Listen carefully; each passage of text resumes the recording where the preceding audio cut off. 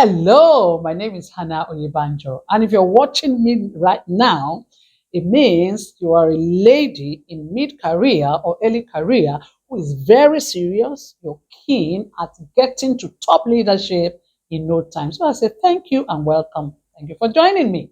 Right. So just imagine that in your situation, in your instance, you are overdue for a raise, as in financial raise, okay?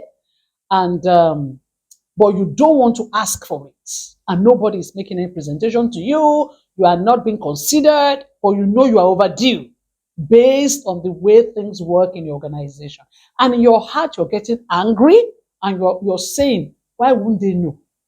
Why should I remind them? Is HR not smart enough to know? Is the business not that organized or structured to understand? Blah blah blah. That is your issue. So you are angry because you're delivering. There's results to show for what you're doing.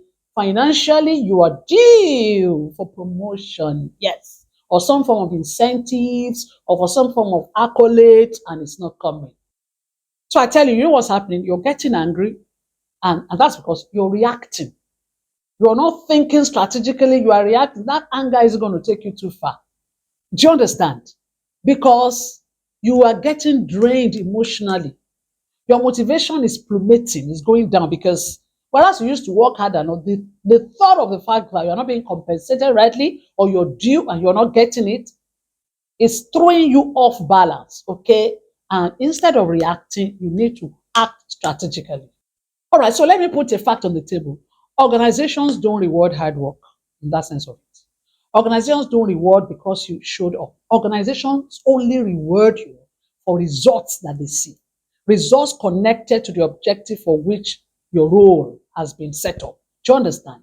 Therefore, you find many professionals assuming that my work should speak for me. Eventually, the organization should see me and know. Hey, inside every organization are decisions about who to promote, the pay increases, and all of that. But they're also tied to clear intended deliverables.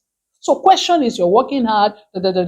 Are you? If we quantify and we measure the results, does it really qualify you for a raise? I also make a note that many organizations that are professionally driven actually should give you a raise when you are due for a raise. So if you're due and you are not getting it, something is amiss. You probably are judging your result as great, whereas as far as the organization is concerned, it's not at par as expected.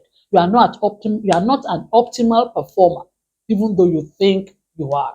Okay, so my darling, what's the result? Quickly, the quick way out for you is translate your result into a measurable, impactful, measure or variable. What do I mean? Don't just say, I wrote that brief. You see, on the basis of the brief I wrote, we got the job in from so and so organization. Don't just say, I handled that project. Say, when I handled that project, it delivered 25%, of our top line, or it provided a 2% into our, bottom line, or measure. And many women don't do this so often.